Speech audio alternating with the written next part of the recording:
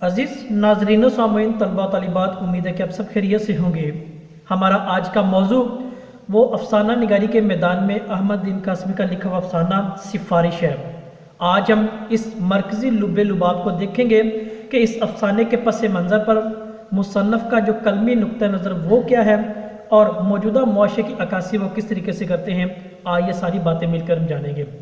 अगर इनके किरदारों पर मुख्तसर पहले बात कर ले तो 4 मरकज़ी किरदार हमें इसके मिलते हैं, जिनमें फ़ीके कोचवान का मरकज़ी किरदार जो रूह रवां जो अफसाने से शुरू से लेकर आखिर तक मिलता है, इसके साथ इसका बाप, तीसरा बतौर बाबूजी और चौथा डॉक्टर अब्दुल जब्बार जो म्यू अस्पताल में बतौर सर्जन काम करते हैं। इन चारों किरदारों को देखें तो इस अफसाने के मरकज़ी उन्वान पर बात करें तो ये उन्वान आपस में बाहमी मुशाहबत और एक ख़ास ताल्लुक़ को उस्तवार करते हैं। सिफारिश एक बड़ा ही मायूब सा लफ्ज़ इस मुआशरे के अंदर समझा जाता है, जो निचले तबके से लेकर ऊपर वाले तबके तक बड़ी फ़ख्र के साथ इसको इस्तेमाल करते हैं, जिसकी बिना पर किसी भी मुआशरे का जो अलमिया वो सामने नज़र आता है। अगर सिफारिश लफ्ज़ को सामने रख ले तो इन चारों किरदारों को देख ले तो इन चारों किरदारों का जो लुबे लुबाब या निचोड़ कह ले तो वो इस लफ्ज़ के इर्द गिर्द ही घूमता है। अगर देखें फ़ीके के या फ़ीके कोचवान के बाप का किरदार तो वो भी जहालत का अलमिया बयान करता है। डॉक्टर अब्दुल जब्बार का वो भी जहालत का अलमिया, जबकि बाबूजी का वो भी बतौर इसी चीज़ को वजाहत तलब हमारे सामने चीज़ आती है। फ़ीके के बाप की जो आँख है मुसलसल वो लाल और उसमें पानी बहता रहता है, आँख ख़राब होने का जो मंज़र है। जब इसके पस मंज़र पर बात करते हैं तो हमें उसका जो पहला रद्द अमल एक सुरमा बेचने वाले से सुरमा खरीदने का आता है, जो खुदा और रसूल की कसम खा कर कहता है कि आप इसको लगाइएगा, आपकी आँख ठीक हो जाएगी। अब ये चीज़ है कि 2 नंबर चीज़ जो बेचने के लिए भी खुदा और रसूल की कसम खाना एक जहालत का अलमिया हमारे सामने पहली चीज़ के तौर पर है, जो सिफारिश भी एक जहालत का अलमिया और ये भी चीज़, और दूसरा उसके बाप ने वो चीज़ जो लगाई वो भी जहालत के अलमिया की एक उम्दा मिसाल है। फिर दूसरी चीज़, जब चचा उसके शीदे की बात आती है, जिसके कहने पर पोस के डोडे उबाल कर उसका पानी आंखों पर लगाया जाता है जो कि बेज़र मिलता है, तो ये भी चीज़ हमें मिल जाती है कि वो हकीम लुकमान का नाम लेकर इस बात को कहता है और बयान करता है। ये भी जहालत का उम्दा अलमिया हमारे सामने आ गया और इधर ये भी चीज़ हमारे सामने आ गई, यानी इसका किरदार हमें अलमिया के तौर पर जहालत और अनपढ़ और जाहल होने का एक बेहतरीन सबक है। तीसरा, किसी के कहने पर पालक का जो साग उबाल के वो लगाते हैं, ये भी एक जहालत का अलमिया जो कि अकल फहम व फरासत में मानने वाली बात ही नहीं आती। ये तीनों जो एक्टिविटी है उनके सरगर्मियाँ हैं, पहले सुरमा बेचने वाले की, फिर पोस के डोडे उबाल कर लगाने की, और तीसरे पालक के साग। तीसरे ये तीनों की तीनों क्या हैं, ये जहालत के अलमिया की है। तो यहाँ पर देखें, जब चचा शीदे का लफ्ज़ आता है तो रशीद का नाम बिगाड़ कर शीदा बयान करना ये भी जहालत का एक बहुत बड़ा अलमिया है। यानी यहाँ शीदे के लफ्ज़ को बिगाड़ना, हम वो लोग हैं, उस मुआशरे का हिस्सा है जो किसी के नाम को बिगाड़ने में अपना मरकज़ी किरदार वो अदा करते हैं। यानी इधर भी देखें, नाम को बिगाड़ना जहालत की अलामत, वो सुरमा बेचने वाले ने खुदा रसूल की कसम कही, जहालत की अलामत, चचा शीदे के कहने पर उन्होंने पोस के डोडे उबाल कर लगाए, वो भी जहालत की अलामत, फिर पालक का साग, ये चारों के चारों अनासर ये हमें जहालत के अलमिया की दास्तान बयान करते हैं। यानी ये तमाम बातें मोहल्ले की गली पर जहाँ पर तांगे खड़े होते हैं वहाँ पर बाबूजी के साथ की जाती हैं। दोस्त कोचवान इसके साले के रेफरेंस से म्यू अस्पताल में इसको दाखिला जब मिलता है तो बरामदे में उसको जगह मिल जाती है। तो ये भी एक अलमिया है कि एक गरीब के लिए बरामदे में जगह मिलना बहुत ही मुश्किल, जो कि जहालत का अलमिया एक पढ़े लिखे तबके के हवाले से भी है। यानी पहले वाली जो बातें हमने की वो भी जहालत के अलमिया की, नाम बिगाड़ने के हवाले से जहालत का अलमिया, और यहाँ पर देखिए एक गरीब का एक सरकारी अस्पताल में दाखिला और बरामदे में जगह मिलना ये भी जहालत का अलमिया।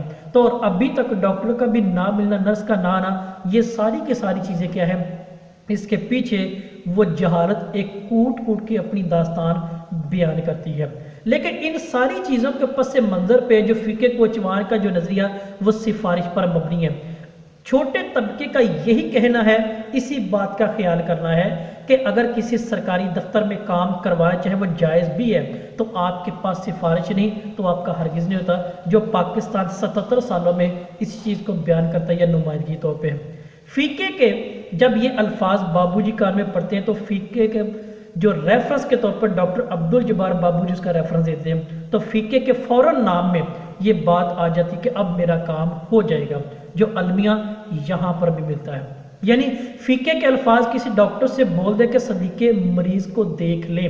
اب یہ چیز دیکھیں بابو جی نے کیا کہا کہ صدیقے کو، صدیقہ صدیق سے ہے، یعنی اصل نام کیا ہے بابو جی کے باپ کا نام بگاڑنے کا، جو فقہ کوچوان کے باپ کا تھا، تو یہاں بابو جی نے بھی کہا کہ جہالت کا عمدہ نمونہ پیش کیا کہ صدیق کو صدیقے کے نام سے، جیسے پہلے رشید کو شیدے کے نام سے، تو یہاں صدیق کو صدیقے کے نام سے پکارنا یہ بھی جہالت کا المیہ اور نام بگاڑنے میں اس پاکستانی قوم کا اول نام ہی ہمارے سامنے آتا ہے۔ ڈاکٹر جبار وہاں جب گزرتا ہے تو اسے کہنے کی کوشش وہ کرتا ہے مگر وہ نہیں سنتا۔ یہ سفارش ایک عمدہ المیہ کے طور پر ہمارے ذہن میں آتی ہے۔ جی بابو جی ذہنی طور پر سست، ناکام کرنے، بہانے اور رفع چکر کرنے کا کردار کے طور پر ملتے ہیں۔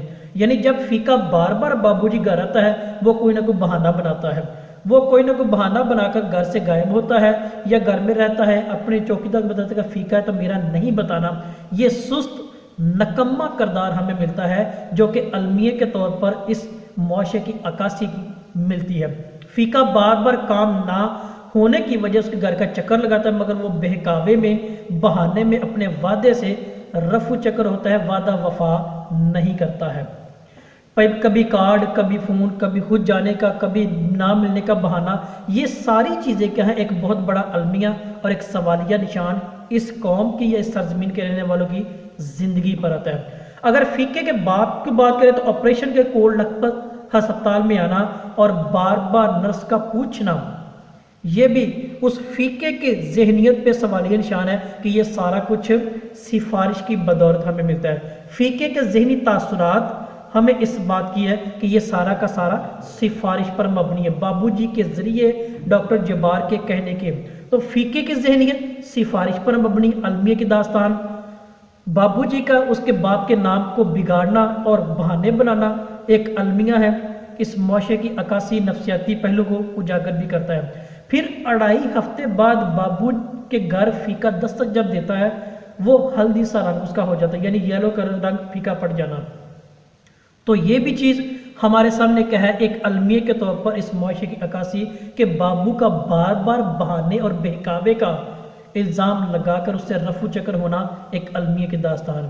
باپ بھی اس کا ٹھیک ہو گیا، واپس بھی اس کا آ گیا، جب سب کچھ ہو گیا تو اس نے مفت کا احسان جتانے کے لیے جی ٹھیک میری وجہ سے ہوا، یہ بھی ایک المیہ کی داستان کے طور پہ۔ اب دیکھیں ایک طرف فقہ، دوسرا اس کا بابو اور تیسرا ڈاکٹر عبدالجبار، تینوں کا کردار انتہائی سست نکمہ المیہ کی داستان بیان کرتا ہے۔ اب وہ کیسے ہیں؟